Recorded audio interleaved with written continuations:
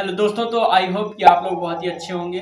तो आज मैं आपको बताऊंगा माइक्रोसॉफ्ट एक्सेल के बारे में बताऊंगा कि माइक्रोसॉफ्ट एक्सेल क्या है, इसमें क्या क्या चीजें हम कर सकते हैं। तो आज बेसिक से एडवांस तक का सीखेंगे इस वीडियो में। तो वीडियो थोड़ा सा बड़ी जरूर हो जाएगी, बट अगर आप लोग वो पूरी वीडियो देख लेते हैं तो आप पूरी तरह से सीख सकते हैं आप घर में बैठ करके एक्सेल को, और वो भी फ्री ऑफ कॉस्ट में इस वीडियो के माध्यम से आप सीख सकते हैं। तो जैसे कि मैं एक्सेल की बात कर लेता हूँ, तो एक्सेल में कैसा काम होता है, क्या क्या चीजें होती है, तो मैं थोड़ा सा बता रहा हूँ। देखिए एक्सेल में क्या होता है कि मैथमेटिकल और लॉजिकल वाला वर्क होता है इसमें। जैसे किसी कोई भी ऑफिस, कोई भी कॉलेज या कोई भी इंस्टीट्यूट होता है, अब उसमें होने वाले वर्क को या फिर होने वाली एक्टिविटी को हमें क्या करना है, एक्सेल में मेंटेन करना है। फॉर एग्जांपल जैसे कोई भी कॉलेज है या फिर कोई इंस्टीट्यूट है, उसमें क्या है स्टूडेंट पढ़ते हैं, और उसमें उन स्टूडेंट का रिकॉर्ड हमें अपने एक्सेल में मेंटेन करके रखना है कि कितने स्टूडेंट हैं, कौन कौन से स्टूडेंट हैं, और कौन कौन से कोर्स कर रहे हैं, कितनी फीस जमा कर रहे हैं, कितनी फीस नहीं जमा। हर एक डिटेल आपको एक्सेल में अगर इंक्लूड करना है, ऐड करना है और अपना डेटा स्टोर करके रखना है, तो आपको एक्सेल में बहुत ही आसानी से कर सकते हैं। तो इसमें क्या होते हैं कि फार्मूले होते हैं, फार्मूले के माध्यम से हम अपने एक्सेल में अपना एक्सेल शीट में अपना डेटा रिकॉर्ड कर सकते हैं। तो कैसे करना है, कैसे फार्मूले का यूज करना है, सारी चीजें मैं आपको बताने वाला हूँ इस वीडियो में। तो आपको पूरी की पूरी वीडियो देखना है, इसकी बिल्कुल भी नहीं करना है। आपको मैं स्टार्टिंग से लास्ट तक का इस वीडियो में बताऊंगा। थोड़ा सा वीडियो मैंने बोला कि बड़ी जरूर होगी, अगर आप लोग अच्छे से देख लेते हैं तो आप लोग बहुत ही अच्छा सीख सकते हैं। क्योंकि देखो, करना सब कुछ चाहते हैं बट मेहनत कोई नहीं करना चाहता, तो आपको भी अगर थोड़ा सा मेहनत करना पड़ेगा, सीखना। तो चलिए हम अपनी स्क्रीन में आ चुके हैं। तो अब बात करेंगे कि एक्सेल को ऑन कैसे करना है। तो शॉर्टकट तरीके से ऑन करते हैं हम अपने एक्सेल को। तो यहाँ पे अपने कीबोर्ड से विंडो प्लस आर आपको प्रेस करना है और यहाँ आपको टाइप करना है एक्सेल। तो यहाँ पे मैं लिख देता हूँ एक्सेल, और जैसे एक्सेल लिखा है इसके बाद आपको ओके कर देना है। जैसे मैंने ओके में क्लिक किया तो हमारा एक्सेल क्या ऑन हो रहा है, तो ऑन होने देते हैं। इसके बाद मैं आपको बताता हूँ। देखिए जैसे मेरा एक्सेल ऑन हो गया है। तो जैसे एक्सेल ऑन हो जाता है तो हम थोड़ा सा इसके इंटरफेस के बारे में बात करेंगे। तो आपको सबसे ऊपर एक पट्टी दिख रही होगी जिससे हम बोलते हैं टाइटल बार। तो टाइटल बार में क्या होता है कि जो जिस नाम से हम अपनी फाइल को सेव करते हैं, फाइल का नाम शो करता है, जस्ट उसी के बगल में प्रोग्राम का नाम शो होता है, किस प्रोग्राम में हम काम कर रहे हैं। ठीक है, अब इधर आते हैं थोड़ा सा। अब आपको यहाँ पे मिल जाती है एक ऑफिस बटन। तो ऑफिस बटन में क्या होता है कि कुछ ऑप्शन होते हैं। तो देखिए पहला ऑप्शन है हमारा न्यू। तो न्यू में क्या होता है कि अगर हमें जैसे कि एक्सेल में जैसे कंट्रोल एन या फिर न्यू ऑप्शन में क्लिक करते हैं तो एक न्यू वर्कबुक खुलती है हमारे सामने। ठीक है, तो जैसे न्यू में ऑप्शन में क्लिक किया तो यहाँ देखो ब्लैंक वर्कबुक ऑप्शन आ रहा है। जैसे क्रिएट करूंगा तो एक नई वर्कबुक हमारे सामने खुलकर आ जाएगी। तो अगर आपको एक नई वर्कबुक ऑन करना है तो कंट्रोल एन करिए, फिर ऑप्शन में जाके आप क्लिक कर लीजिए तो ऑन हो जाएगी। और आपको थोड़ा माइंड में रखना है कि एक वर्कबुक में हमें डिफॉल्ट रूप से 3 सीट मिलती है काम करने के लिए। नीचे आपको यहाँ दिख रही होंगी सीट 1, सीट 2, सीट 3। अगर इन 3 से ज्यादा अगर आपको सीट और ऐड करना है तो और भी आप ऐड कर सकते हैं। यहाँ ऐड सीट का ऑप्शन होता है, आप यहाँ इस बगल में क्लिक करिए, देखिए सीट 4 भी हो गया। तो अगर आप लोग ऐड करना चाहते हैं अपनी आवश्यकता अनुसार तो आपको ऐड कर लेना है, जितना वर्क हो उतनी ही ऐड करना है। अब इसके बाद इसी में दूसरा ऑप्शन है हमारा ओपन। ओपन में क्या होता है कि अगर हमें कोई किसी भी फाइल को अगर अपने एक्सेल शीट में ओपन करना है तब हम ओपन का यूज करेंगे। इसकी शॉर्टकट कंट्रोल प्लस ओ होती है। अब नेक्स्ट हमारा क्या है कि सेव है। सेव मतलब कि जो भी फाइल हम बना रहे हैं अब उसको क्या करना है, सेव करना है। तो सेव में क्लिक करेंगे तो यहाँ सेव करने का ऑप्शन आएगा। तो मैं यहाँ पे सेव कर लेता हूँ, जैसे किसी भी नाम से, जैसे डेमो के नाम से मैं सेव कर लेता हूँ और सेव करूँगा तो मेरी फाइल सेव हो जाएगी डेमो नाम से। अब इसके बाद करना क्या है, नेक्स्ट ऑप्शन हमारा सेव एज। सेव एज में क्या होता है कि अगर हमने किसी भी फाइल को एक बार सेव कर दिया, क्या करना हो, उस फाइल का नाम चेंज करना है, फिर उसकी लोकेशन चेंज करना है। तब हम सेव एज में क्लिक करेंगे तो यहाँ देखो डेमो नाम से सेव किया था तो डेमो लिख के आ रहा है। मुझे क्या करना है, डेमो की जगह दूसरा नाम लिखना है। तो मैंने दूसरा नाम लिखा। इसके बाद यहाँ से लोकेशन ऑफ डेस्कटॉप में डॉक्यूमेंट में जहाँ पर भी आपको सेव करना हो आपको क्लिक कर देना है और यहाँ से सेव में क्लिक कर देना है, तो वो सेव एज हो जाएगी। इसके बाद प्रिपेयर है, वो प्रिंट है। प्रिंट में क्या होता है कि अगर हमें अपने डॉक्यूमेंट को प्रिंट करना है तब हम प्रिंट का यूज करते हैं। बट इससे पहले प्रिंट प्रीव्यू भी होता है। अगर प्रिंट करने से पहले अगर आप उसका प्रीव्यू भी देखना चाहते हैं तो आप वो भी देख सकते हैं। जैसे प्रिंट प्रीव्यू में क्लिक करूँगा तो प्रिंट प्रीव्यू आपको अभी देखो नहीं दिखा रहा है, क्योंकि सेट करना पड़ता है कि कितना हमें प्रिंट करना है कितना है, मैं आगे आपको बताऊंगा। अब इसके बाद यहाँ पे नेक्स्ट ऑप्शन प्रिपेयर। प्रिपेयर में क्या होता है कि जो भी मान लीजिए कि हम अपना डेटा बना रहे हैं, अब उस डेटा में हमें लॉग करना है, पासवर्ड लगाना है, तब हम क्या करेंगे, प्रिपेयर का यूज करेंगे। जैसे मैंने ऑफिस बटन में क्लिक किया तो प्रिपेयर वाले ऑप्शन में क्लिक करूंगा, तो यहाँ पे कुछ ऑप्शन खुलेंगे, तो यहाँ से हमें इनक्रिप्ट डॉक्यूमेंट में क्लिक करके अपना पासवर्ड कोई भी डाल लेना, बट वही डालना जो आपको भूलना है। सेंड मतलब कि अपने डेटा किसी दूसरे व्यक्ति को अगर भेजना हो तो आप सेंड के यूज से भेज सकते हैं। पब्लिश मतलब प्रकाशित करने के लिए, तो यहाँ आपको अलग अलग प्लेटफॉर्म दिख रहे हैं, आप यहाँ से पब्लिश कर सकते हैं। क्लोज मतलब कि अपनी वर्कबुक को क्लोज करने के लिए। अब आगे आते हैं, एक्सेल का इंटरफेस थोड़ा आपके सामने दिख ही रहा होगा, तो यहाँ पे बात करेंगे कैसे काम होता है, इसमें क्या क्या चीज़ें होती हैं, सारी चीज़ें सीखेंगे। तो आपको यहाँ दिख रहा होगा, पहला तो ये आपको जैसे कट कॉपी पेस्ट सारी चीज़ें आपको पता ही होगा, जैसे आप लोगों ने MS वर्ड में पढ़ा होगा। अब यहाँ पे कुछ चीज़ें चेंजेस है तो वो हम देखेंगे। तो यहाँ पे थोड़ा पहले यहाँ बात करते हैं, जैसे आपको D7 लिख के आ रहा है, तो ये क्या है, तो ये होता है हमारा नेम बॉक्स, ठीक है। तो नेम बॉक्स में क्या होता है कि हम जिस भी सेल में होते हैं तो यहाँ पे सेल का एड्रेस शो होता है। तो अभी मैं आपको नीचे बताऊंगी कि सेल क्या होता है, कॉलम क्या होता है, रो क्या होता है, सारी चीज़ें मैं बताऊंगा नीचे। तो अभी थोड़ा यहाँ आपको पता होना चाहिए कि ये जो होता है नेम बॉक्स हमारा होता है, इसमें क्या होता है कि सेल का एड्रेस शो होता है। हम जिस भी सेल में होंगे वो यहाँ पे सेल का एड्रेस शो करेगा। अब इसी के बगल में क्या है कि फार्मूला बार है। फार्मूला बार में क्या होता है कि जो भी हम अपने सेल में फार्मूला लगाते हैं तो यहाँ पे फार्मूला बार में शो होगा, या फिर अपने सेल में कुछ भी हम लिखते हैं तो यहाँ पे शो होगा। अब इसके बाद नीचे आते हैं, आपको दिख रहे होंगे ये ABCD और यहाँ पे 1 2 3 दिख रहे होंगे, तो इन्हें हम बोलते क्या है, तो ये सारी चीज़ बताता हूँ आपको बोलते क्या है इनको। देखिए जो ये हमारे होते हैं ABCD हमारे होते हैं कॉलम, और जो 1 2 3 आपको दिख रहे होंगे ये इन्हें बोलते हैं हम रो। अब ये कितने कितने होते हैं, आपको ऐसे तो बहुत सारे दिख रहे होंगे, बट होते कितने हैं। देखिए जो हमारे रो होते हैं वो 10,48,576 होते हैं, और जो कॉलम होते हैं वो 16,384 होते हैं, ठीक है। तो आपको माइंड में रखना है। और जब एक रो और एक कॉलम मिलता है तभी जाके एक सेल बनता है। जैसे मान लीजिए मैं किसी दूसरे सेल में क्लिक करता हूँ, देखिए के नंबर कॉलम और 14 नंबर रो में हूँ, देखिए नेम बॉक्स में के 14 शो कर रहा है, मतलब के नंबर कॉलम और 14 नंबर रो, ये सेल का एड्रेस यहाँ पे शो करता है। अब यहाँ पे नीचे आपको डिफॉल्ट रूप से 3 सीट मिलती हैं, आपको पता बता दिया मैंने अभी।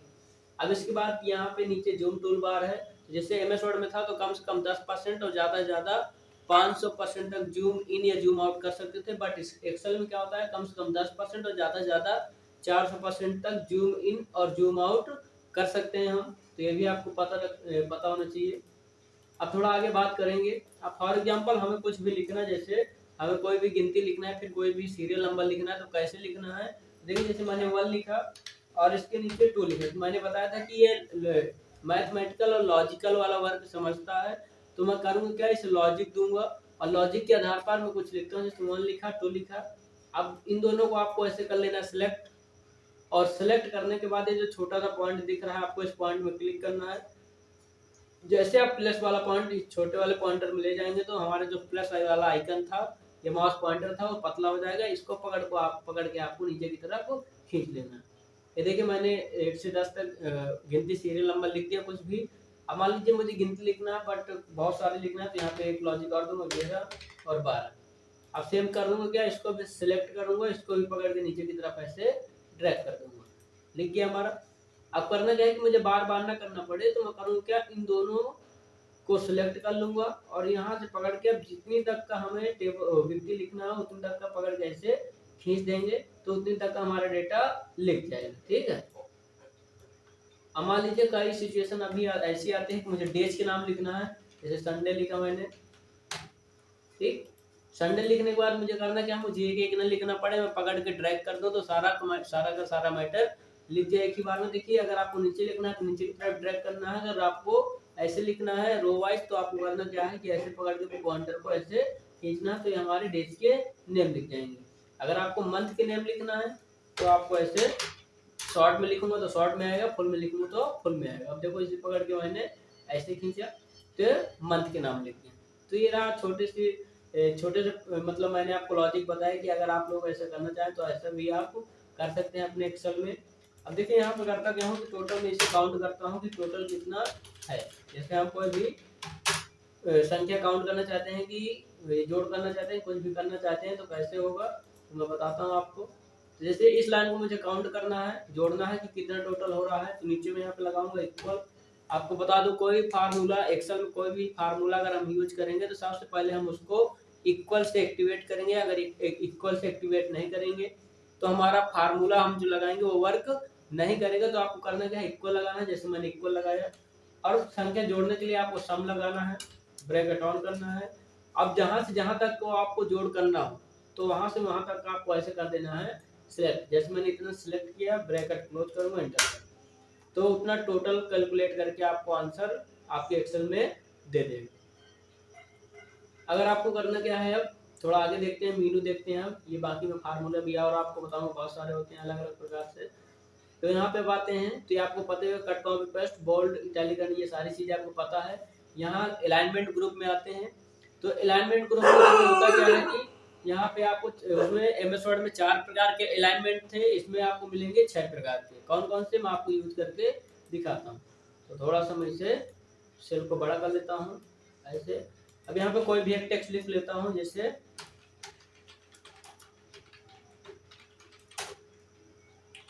ठीक है, जैसे मैंने कोई भी एक टेक्स्ट लिखा, थोड़ा जूम कर लेता हूँ, देखिए आपको ठीक है। जैसे कोई भी टेक्स्ट लिखा, टेक्स्ट को करना क्या है, देखिए अलाइनमेंट मिलेंगे आपको, एक लेफ्ट राइट सेंटर और अप डाउन मिडल। अगर आपको अपने टेक्स्ट को लेफ्ट राइट सेंटर में करना है तो लेफ्ट राइट सेंटर का यूज करना है। अगर आपको अपने टेक्स्ट को सेल के सेंटर में, बीच में, टॉप में, जहां पर भी रखना है तो आपको 6 प्रकार के अलाइनमेंट मिल जाते हैं, आप इनका यूज कर सकते हैं। देखिए पहले क्या है कि टॉप, अगर टॉप पे करूंगा तो टॉप में है अभी।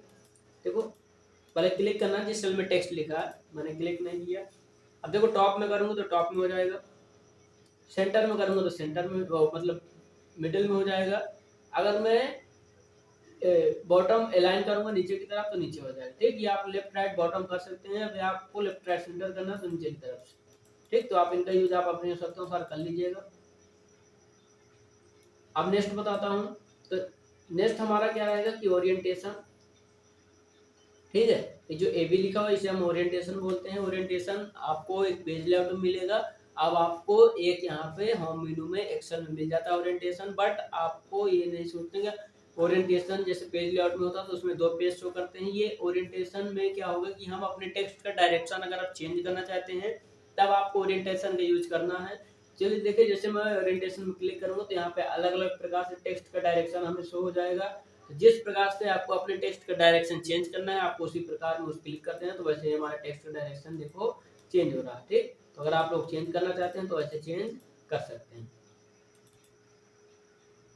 अब नेक्स्ट इंक्रीज एंड डिक्रीज है। अगर आपको अपने टेक्स्ट को इंक्रीज एंड डिक्रीज करना है तब आपको इंक्रीज एंड डिक्रीज का यूज करना है। अब देखो जैसे कि रैप टेक्स्ट है, रैप टेक्स्ट में क्या होता है कि थोड़ा बता देता हूँ, इसे कम करता हूँ। अब देखो जैसे कि मैंने कोई भी सेल लिखा है, ठीक है, छोटा किया। अब कोई भी सेल लिखा मैंने, अब उस सेल में क्या है, जो टेक्स्ट था मेरा वो टेक्स्ट क्या है ज्यादा बड़ा हो गया है, सेल हमारी क्या है छोटा हो गया। तो अब मुझे करना क्या है, या फिर मैं साइड में लिख लेता हूँ ताकि समझ में आए।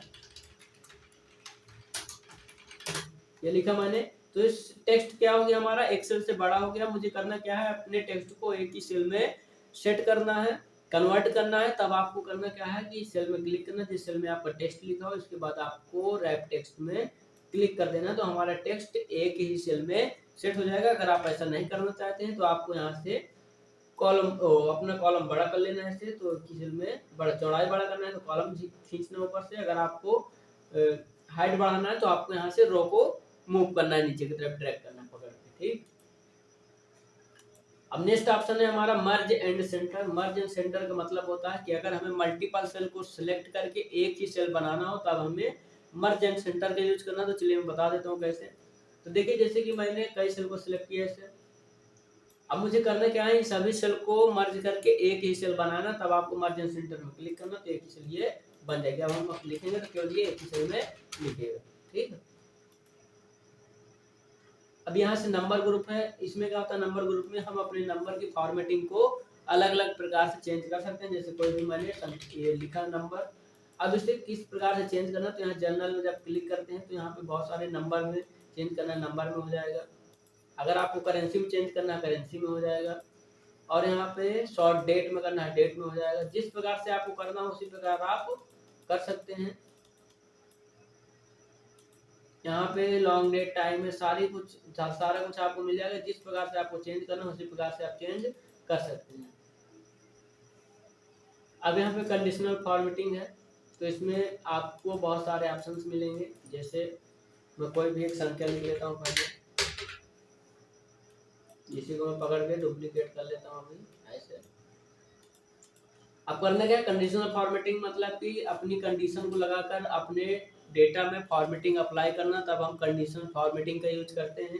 तो यहाँ पे देखो हाईलाइट सेल रूल है, तो यहाँ पे आपको ग्रेटर देन मतलब कम से छोटी से बड़ी संख्या हाईलाइट करानी है, बड़ी से छोटी संख्या हाईलाइट करानी है, तब आपको less than and greater than का यूज करना है।